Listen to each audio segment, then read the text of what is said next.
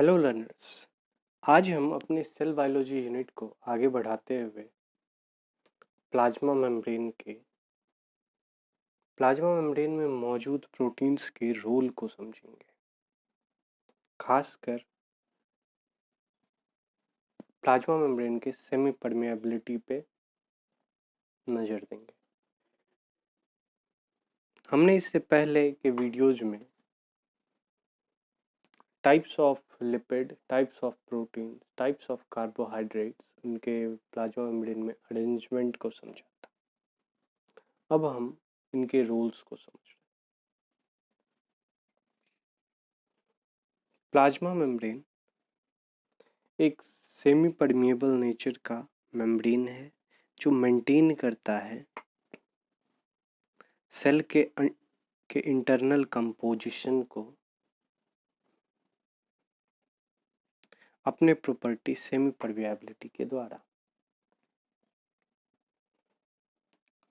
Plasma membrane में transport या तो सिंथेटिक लिपिड बाइलेयर के द्वारा होता है या फिर प्रोटीन चैनल्स या कैरियर्स के द्वारा। Synthetic lipid bilayer phospholipid bilayer का वह पार्ट है जहां प्रोटीन्स की मौजूदगी नहीं होती। यह एरिया परमेबिलिटी प्रोवाइड करता है हाइड्रोफोबिक मॉलिक्यूल्स और छोटे छोटे अनचार्ज पोलर मॉलिक्यूल्स को। हाइड्रोफोबिक मॉलिक्यूल्स में कुछ गैसेज आते हैं जैसे कि ऑक्सीजन, कार्बन डाइऑक्साइड, नाइट्रोजन और ये बेंजीन भी है। जबकि अनचार्ज्ड पोलर मॉलिक्यूल्स में वाटर, यूरिया एंड ग्लिसरॉल आते हैं। Synthetic lipid bilayer slightly permeability provide करता है ग्लूकोज और सक्रोज को।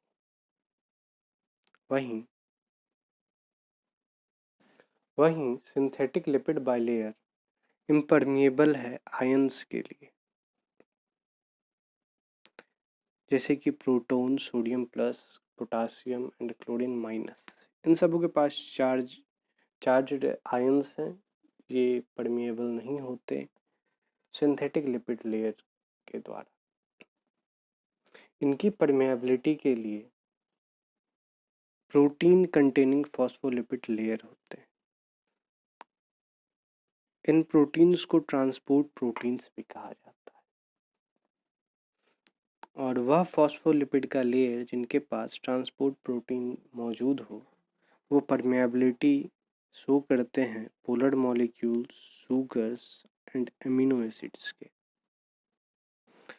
अब हम यह समझते हैं कि आखिरकार बायोलॉजिस्टों ने प्लाज्मा मेम्ब्रेन में मौजूद इंटेग्रल प्रोटीन्स की स्टडी किया कैसे। यहाँ मैं एक टेक्निक के बारे में बता रहा हूँ जो फ्रीज फ्रैक्चर टेक्निक है, जिसके द्वारा साइंटिस्ट ने देखा प्रोटीन्स को मेम्ब्रेन के अंदर। इस टेक्निक में कोल्ड माइक्रोटोम नाइफ का यूज किया जाता है जो कि माइक्रोस्कोप में विजिबल पैरामीटर्स के प्लाज्मा मेम्ब्रेन को कट करने में काम आते हैं। इस प्रोसेस में हम स्पेसिमेन को -196 डिग्री सेल्सियस पे फ्रीज करते हैं और उसे फ्रैक्चर करते हैं या फिर कट करते हैं माइक्रोटोम नाइफ से। और फिर उस दो लेयर्स को मोनो लेयर में स्प्लिट कर हम ऑब्जर्व करते हैं अंदर में मौजूद प्रोटीन्स को।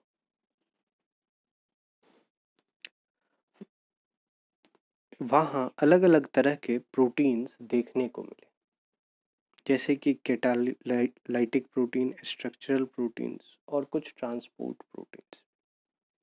हम यहाँ ट्रांसपोर्ट प्रोटीन्स को डिटेल में समझेंगे। प्लाज्मा मेम्ब्रेन में ट्रांसपोर्ट प्रोटीन अपने रोल पे बेस्ड दो टाइप्स में क्लासिफाई हैं, कैरियर प्रोटीन और चैनल प्रोटीन। कैरियर प्रोटीन्स हम वैसे ट्रांसपोर्ट प्रोटीन्स को कहते हैं जो एक कैरियर की तरह वर्क करे। जैसे हम किसी घोड़े पे कोई सामान लाद दे और वह किसी सामान को कहीं से कहीं लेके एक जगह से दूसरी जगह लेके चले जाए, तो यहाँ हम उस घोड़े को कैरियर प्रोटीन के तौर पे देख सकते हैं। वहीं चैनल प्रोटीन एक टनल के जैसा होता है जिससे होके चीज़ें पास करते हैं। यह एक पैसेज प्रोवाइड करता है।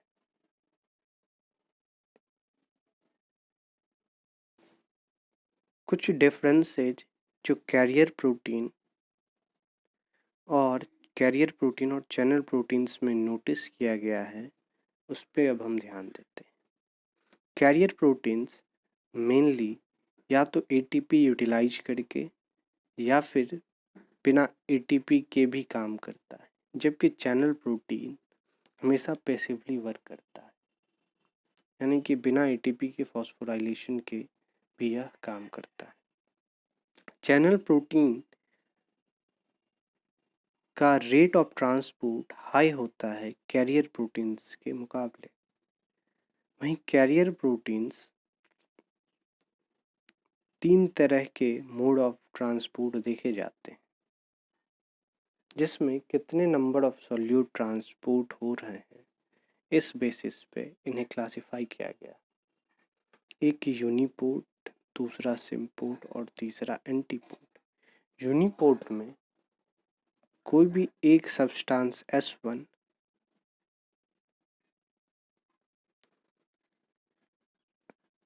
प्लाज्मा मेम्ब्रेन के एक साइड से दूसरे साइड आ जा सकता है, या तो वो एक्टिवली आएगा या पैसिवली आएगा। वहीं सिम्पोर्ट में 2 मॉलिक्यूल्स का होना ज़रूरी है, लेकिन वह दोनों सेम डायरेक्शन में ट्रांसपोर्ट होंगे। वहीं एंटीपोर्ट में 2 मॉलिक्यूल्स या फिर सब्सटेंस ट्रांसपोर्ट होंगे, लेकिन वह अलग अलग डायरेक्शन में होंगे। जैसा कि हम देख सकते हैं, यहाँ S1 है और वह यहीं अपोजिट साइड S2 है। हम अब अपने नेक्स्ट वीडियो में पैसिव ट्रांसपोर्ट और एक्टिव ट्रांसपोर्ट को डिटेल में समझेंगे। Thank you.